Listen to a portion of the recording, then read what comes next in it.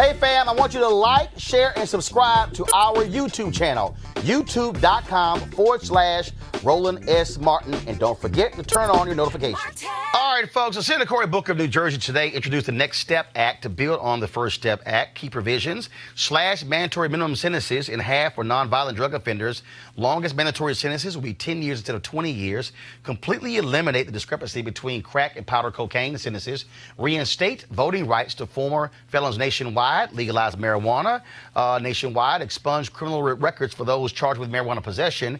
And invest money into communities harmed by drugs. All right, Janice, I'm going to start with you. What do you make of this bill here? Well, I think that marijuana as a business is here to stay. It has medicinal uses.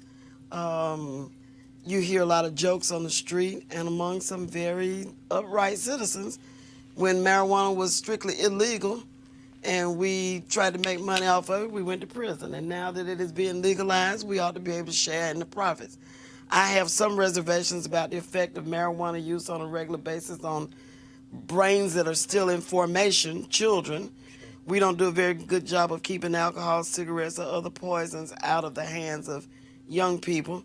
Cigarette use is up now. Kids are vaping and using tobacco to vape with. And so I think we have to be particularly careful about guarding young folk. But apart from that, hey, it's safer than alcohol. And it's here to stay. Absolutely. Cory Booker's becoming one of my favorite senators.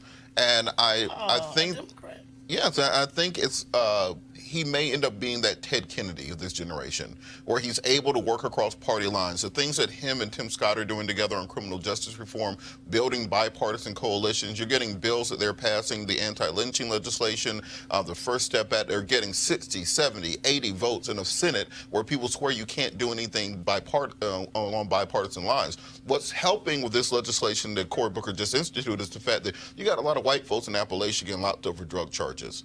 Now their population in the prison system is starting to more reflect what African Americans have been going through for the last 30 or 40 years. So I think this nature of prison reform has a great chance of actually, even if this particular bill isn't the final form, working its way through the legislative process, working its way through the House and actually being signed into law. So I think we as a community have to ensure that we are putting the pressure on those senators, people on the Judiciary Committee like Lindsey Graham, who's going to be a gatekeeper on this, people like Mitch McConnell, who has the ability to prevent us from going to a vote, and ensuring that we make this a priority in the 2020 election. It's not just swept to the side where we talk about all these other niche issues and all these other special interest issues. Let's make sure we keep the pressure, keep the heat on this.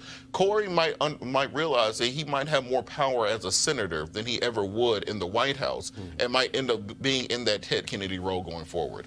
Yeah, I think probably Cory Booker is auditioning for the vice presidency. Well, that would be a step down. Well, just like Kamala Harris. But to your point, though, you're raising about 2020 in the election. We know that Mitch McConnell, of course, will never bring this to a vote.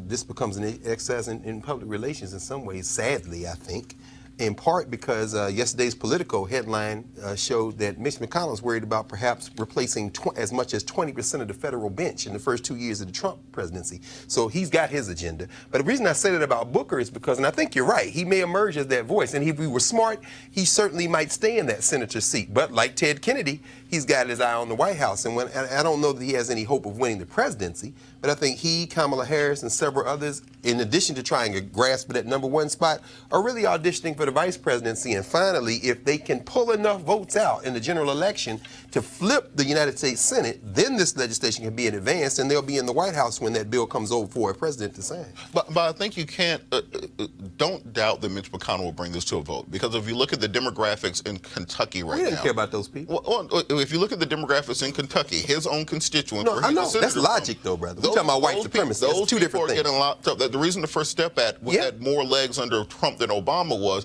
because of the opioid crisis. Well, Jared Kushner is why they had more legs. Which is why, Janice, what the person who's running against Mitch McConnell should do in 2020 is, if I'm Democrats, I bring that person into the fold. Come on. Have them making the points that you're making and say, Mitch, that's right. Are you ignoring the folks here at home?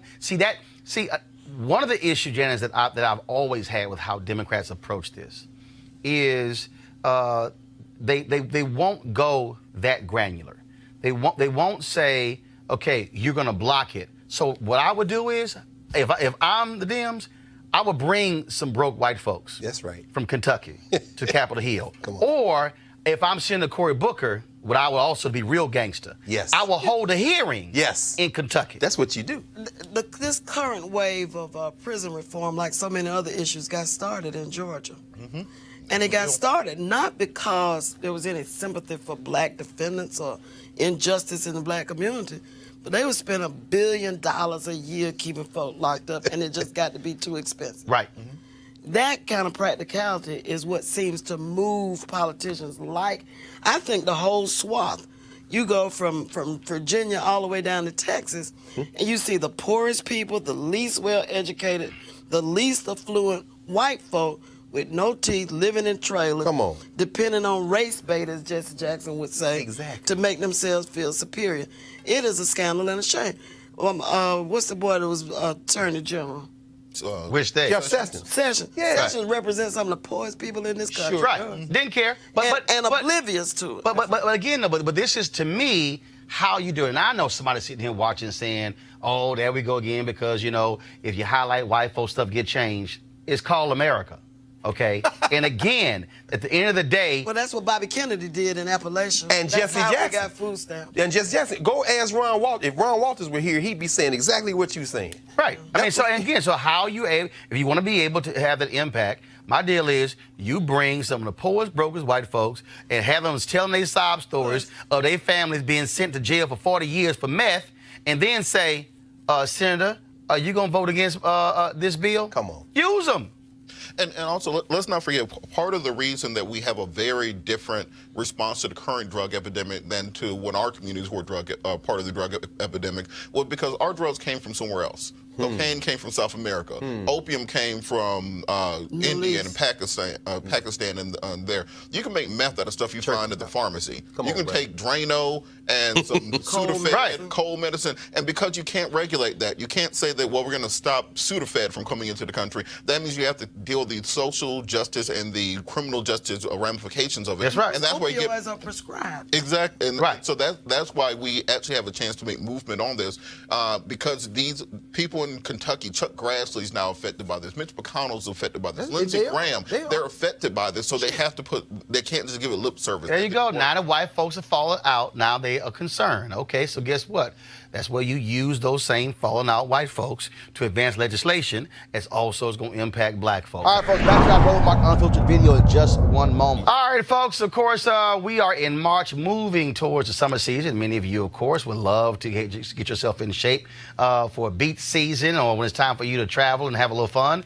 One of the ways you can get your body right is trying the Dherbs Full Body Cleanse. That's right. If you want to remove processed food and toxic food, lose weight, and improve your overall well-being, getting you more energy, this is one way to do it. The folks at Dherbs, a black-owned company, they've got more than 27 different cleanses that you can try. Some 3 days, some lasting 20 days. And so you can pick which one suits your taste. Now, if you want to do that, this is what you should do. Go to Dherbs.com, Dherbs.com, to try one of their full body cleanses to help you get rid of that toxic buildup that's in your body. Again, Dherbs.com, or you can call 1-866-4-DHERBS, 1-866-4-DHERBS. Use the promo code Roland when you go to check out. So again, the promo code is Roland. It is all about, folks, us trying to get ourselves healthy and well. This is one way for you to do it. I've tried their cleanse 3 different occasions, and so had no issues, no problems whatsoever. The last time, lost 18 pounds, and it's a matter of changing your mindset when it comes to the issue of food. So again, go to Dherbs.com or call 1-866-4-DHERBS, 1-866-4-DHERBS. And we thank the folks at Dherbs, A.D. Dolphin, for being a partner with Roland Martin Unfiltered. Now back to your Roland Martin Unfiltered video.